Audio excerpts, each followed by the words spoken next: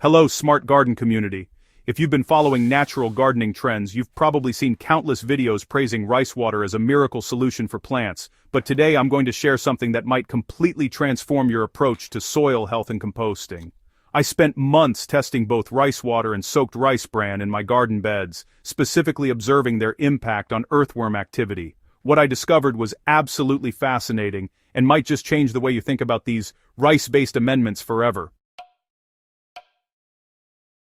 The garden showdown begins. Why rice matters for worms. Before we dive into the results, let's understand what we're actually comparing here. Rice water is that cloudy, starchy liquid you get after soaking or rinsing rice grains. It's been celebrated in gardening circles for its quick-acting benefits, providing plants with readily available nutrients and beneficial microorganisms, especially when fermented. On the other hand, soaked rice bran is something many gardeners overlook entirely. Rice bran is the nutrient-dense outer layer removed during the milling process, and when soaked, it creates an incredibly rich amendment that behaves very differently in your soil than its liquid counterpart. The reason I became obsessed with testing these two amendments specifically for earthworm attraction goes back to understanding what makes healthy soil truly thrive. Earthworms are nature's soil engineers, creating channels for air and water while producing nutrient-rich castings that transform ordinary dirt into living, breathing earth. If we can understand which rice-based amendment attracts more worms, we're essentially unlocking a key to building exponentially better soil structure and fertility over time. Understanding what worms really want. Earthworms are drawn to environments rich in organic matter, beneficial microorganisms, and specific nutrients that support their digestive processes. They thrive in conditions where food sources are abundant but not so concentrated that they create inhospitable environments. This is where the fundamental differences between rice bran and rice water become critically important. Rice water, being a diluted starchy solution, contains simple carbohydrates, trace minerals, and, when fermented, a thriving community of beneficial bacteria and yeasts. It's essentially a microbial feast in liquid form that quickly permeates the soil.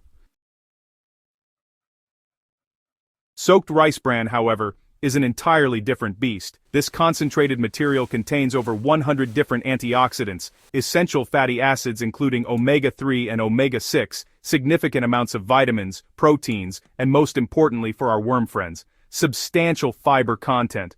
When rice bran breaks down in soil, it creates a slow-release buffet of complex organic compounds that feed not just the worms directly, but also the entire microbial ecosystem that worms depend on for pre-digesting their food. The preparation process. Setting up your worm magnet. For my experiment, I prepared both amendments following specific protocols to ensure fair comparison. For the rice water, I rinsed half a cup of organic rice thoroughly, then soaked it in 3 cups of clean water for about 45 minutes until the water turned distinctly cloudy. I strained this liquid and allowed half of it to ferment at room temperature for 36 hours until it developed that characteristic slightly sour smell, indicating active fermentation. The fermentation step is crucial because it multiplies the beneficial microorganism population exponentially, creating what essentially becomes a probiotic drink for your soil. Preparing the soaked rice bran required sourcing fresh, stabilized rice bran from a local mill. This distinction matters tremendously because unstabilized bran goes rancid quickly due to lipase enzyme activity. I took approximately 2 cups of rice bran and covered it with warm water, allowing it to soak for a full hour. During this time, the water became deeply amber-colored and developed an earthy, almost nutty aroma as the oils and nutrients infused into the liquid. After straining through fine cheesecloth, I was left with both the nutrient-rich liquid and the still valuable solid bran material. So, for this part of the experiment, I designated 3 garden bed sections. One section received regular applications of fermented rice water, another got soaked rice bran liquid, and I also worked the solid bran material into the top inch of soil there. The third section served as a control, meaning I didn't add any amendments to it at all. I applied the rice water by drenching the soil once a week, using about 2 cups diluted in a gallon of water for every square yard. For the rice bran treatment, I used the strained liquid in the same way, but I also incorporated the solid bran directly into the soil every 2 weeks, using about half a cup per square yard. Within just 2 weeks I started noticing differences. The rice water section showed immediate signs of increased microbial activity, with the soil surface developing that healthy, slightly fuzzy appearance indicating fungal growth. However, when I began my worm counts at the 3-week mark, the rice bran section absolutely dominated. I was finding nearly 3 times as many earthworms in the Bran-treated area compared to the rice water section, and more than 5 times compared to the control area. The science behind the results really comes down to what these creatures actually need for sustained populations. While rice water provides a quick boost of simple sugars and beneficial microbes that worms certainly appreciate, it lacks the substantial, long-lasting food source that soaked rice bran provides. The fiber and complex organic compounds in rice bran break down gradually, creating a sustained buffet that keeps worms in residence rather than just passing through.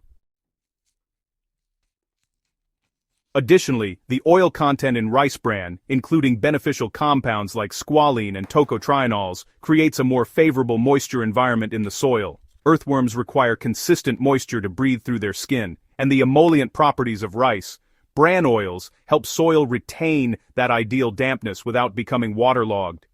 The protein content in rice bran also provides essential amino acids that support worm reproduction and growth, leading to not just more worms visiting, but more worms being born and thriving in treated areas. After 6 months of careful observation and repeated trials, soaked rice bran is the undisputed champion for attracting and sustaining earthworm populations in your soil. The rice water certainly has its place, particularly as a foliar spray or quick microbial boost. But if your goal is building a thriving underground ecosystem with robust earthworm activity, rice bran is your answer. That said, I discovered that combining both methods creates something even more powerful. Using rice water as a carrier for applying rice, bran creates a synergistic effect where the immediate microbial boost from fermented rice water helps jumpstart the decomposition of the bran material, accelerating its availability to worms while maintaining those long-term benefits. This combination approach gave me the best results overall, with earthworm populations reaching levels I'd never seen in my garden before. Now, it's your turn to become a garden scientist. Try this experiment in your own beds and share your results in the comments below. Which method works best in your soil type and climate? Have you discovered any variations that produce even better results? Subscribe to Smart Garden for more head-to-head gardening experiments, and hit that share button to help fellow gardeners discover these natural soil-building secrets. Let's grow together and create gardens that truly thrive from the ground up.